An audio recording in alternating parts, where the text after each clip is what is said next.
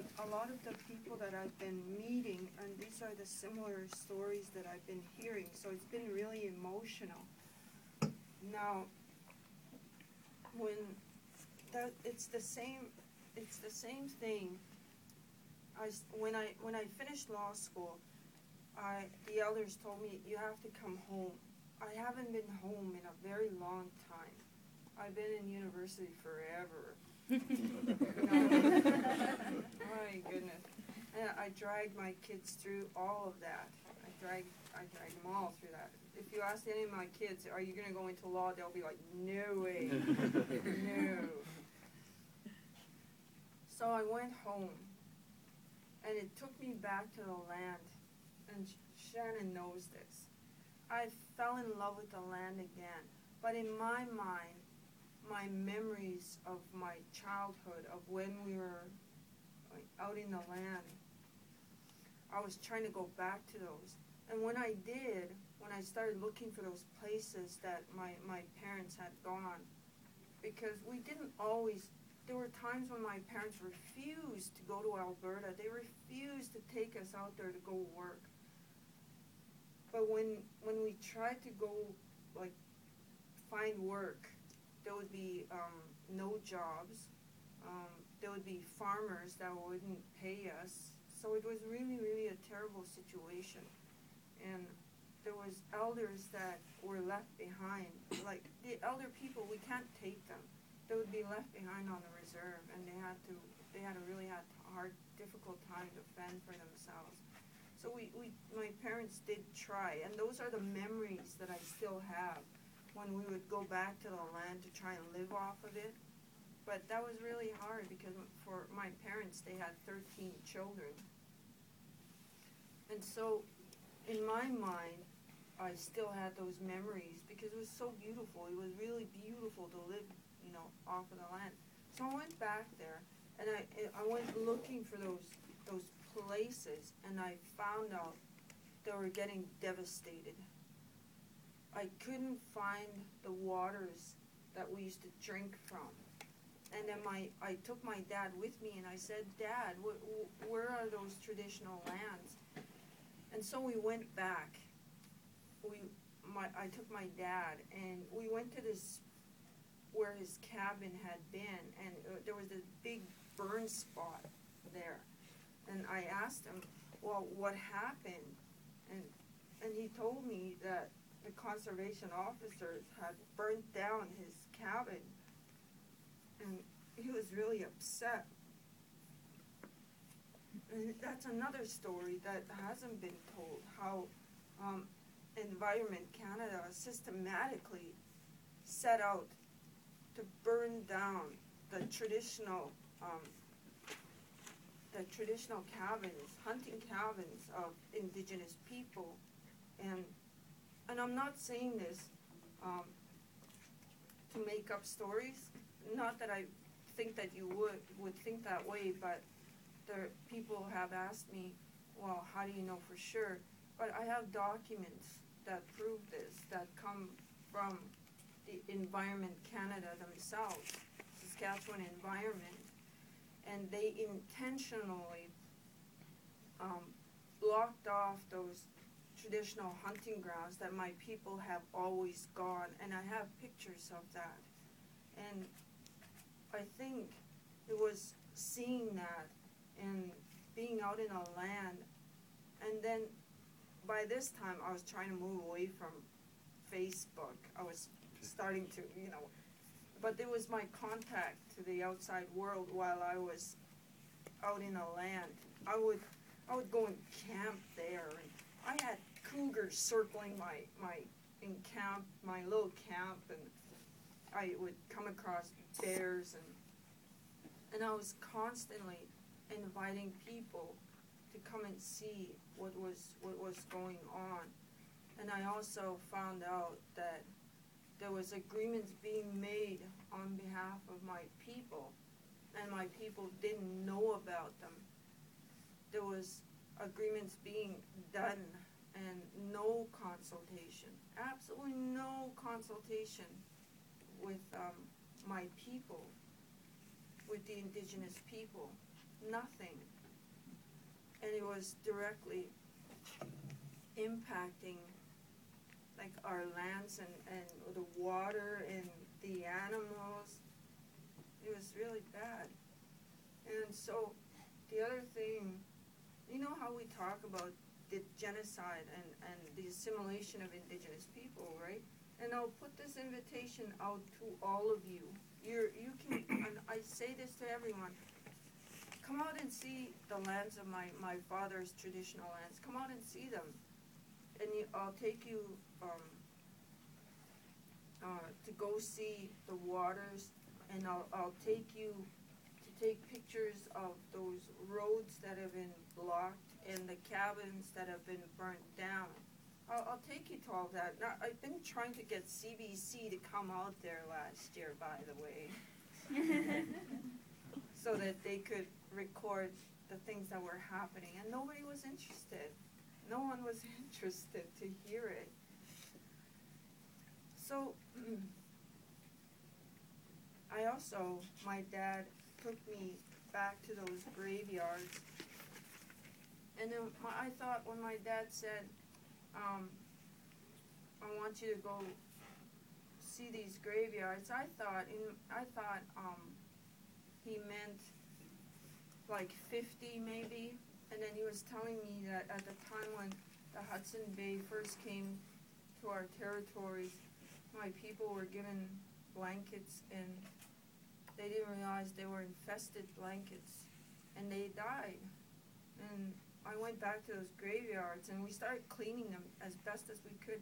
And when we were looking for them, we started counting them, and we came to about almost 300. And there were more that we couldn't get to because there was water covered, streams of rivers there, and we couldn't go there at the time. And these have been legally identified by the Saskatchewan Environment people. We took them out there. We were like all over the bush out there, and the poor guy was just sweating, and there were so many graves. There were so many. And there were little baby, like those little graves, those tiny baby graves, and there was just so many of them. And my dad was telling me it was that era when smallpox and measles and all these different things were killing Indigenous people. So it was all of these things that were in my mind, and I don't know who it was that tagged me on Bill C-45, and by this time I was kind of removed away from the world because I was so in love with the land. I was out there all the time, and when I decided I would go read Bill C-45, I realized I couldn't even understand it, and I have a law degree. I couldn't understand it. I had to sit down with my Black's Law Dictionary, and I literally had to, I read it with that beside me, and then I had an idea, but not really, I wasn't too sure. So I sent it to a friend of mine that had far more years of law experience, and they wrote back to me and said, this is what it means. I was so shocked. I was just blown away that no one, again, came and talked to Indigenous people.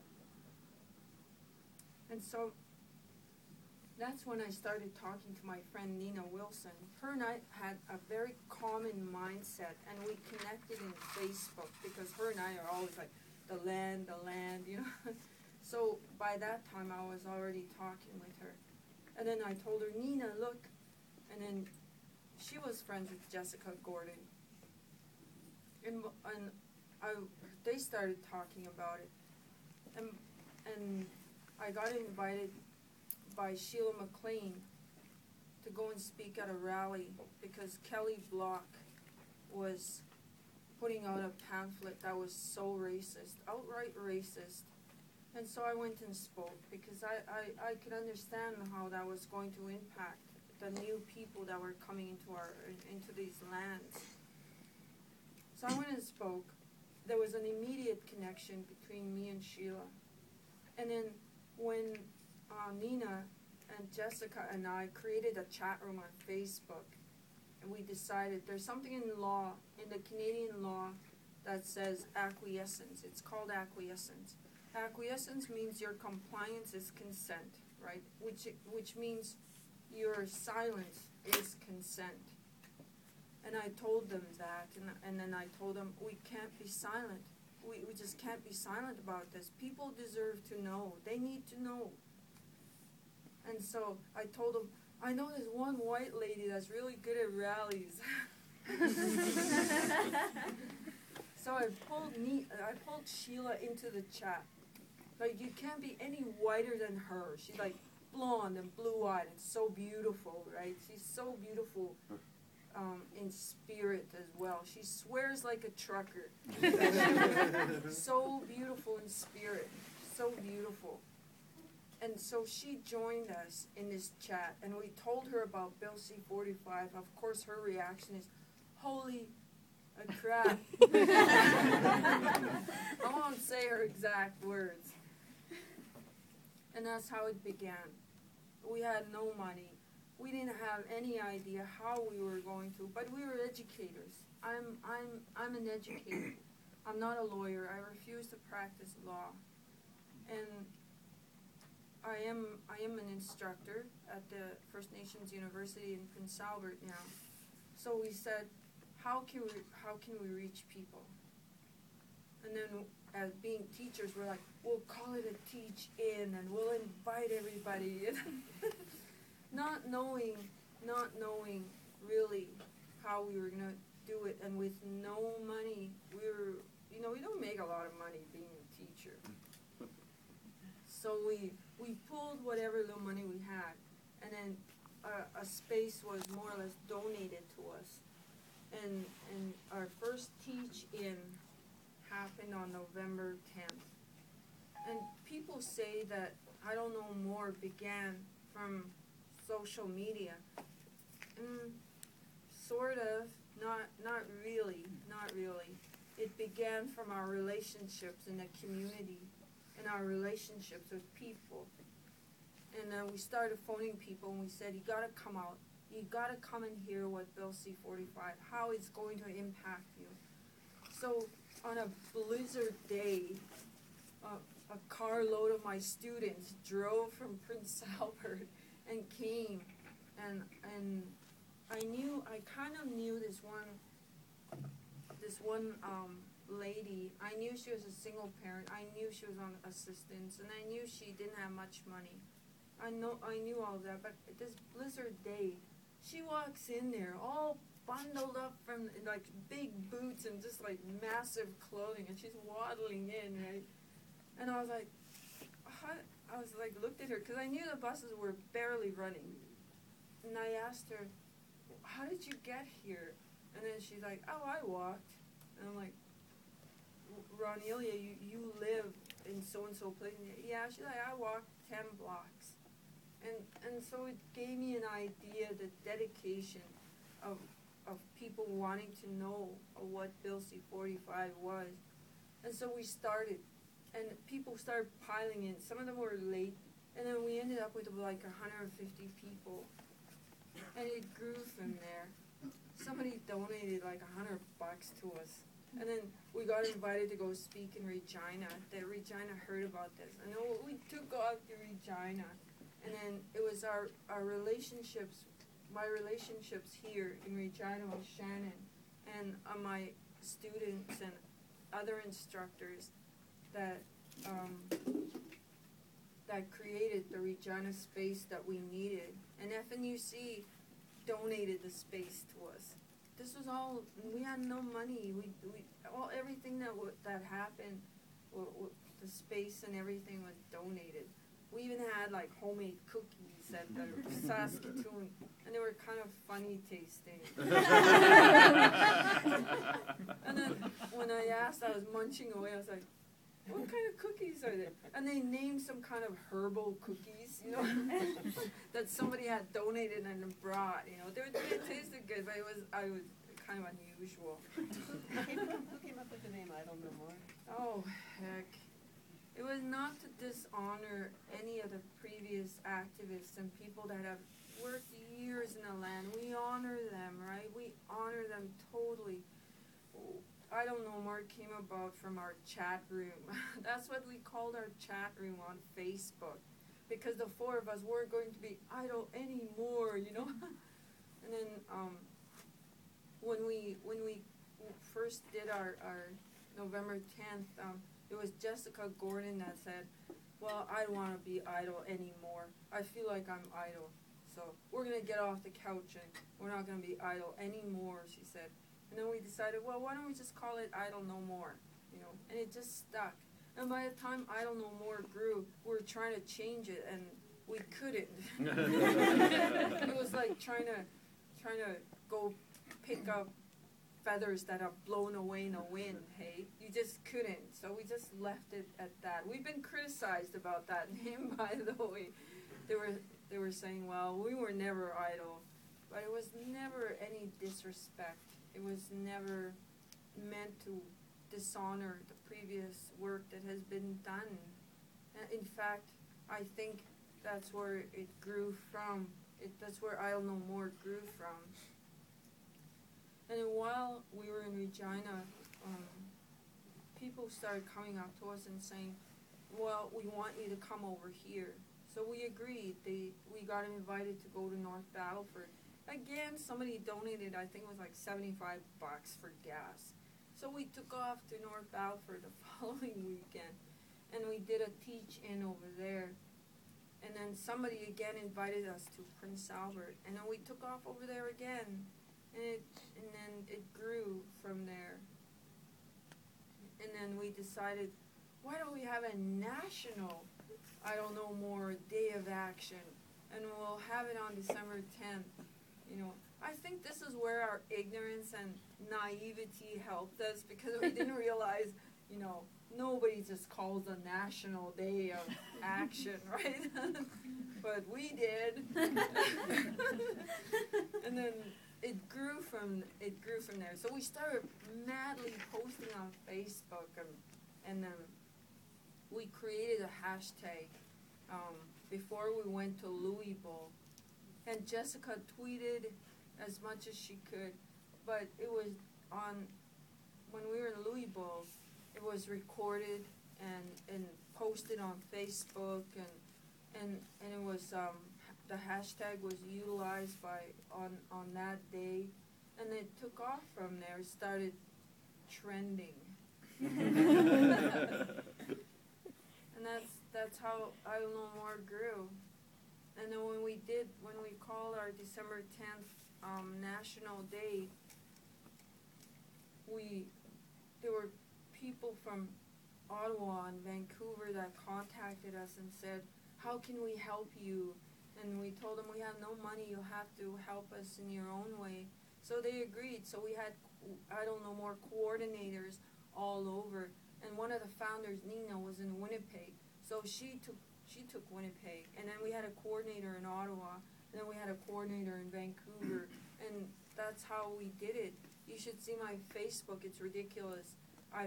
Right now I have a chat room dedicated to London and Germany and Los Angeles and all these different places, and now again, I think it's our naivety that's driving this.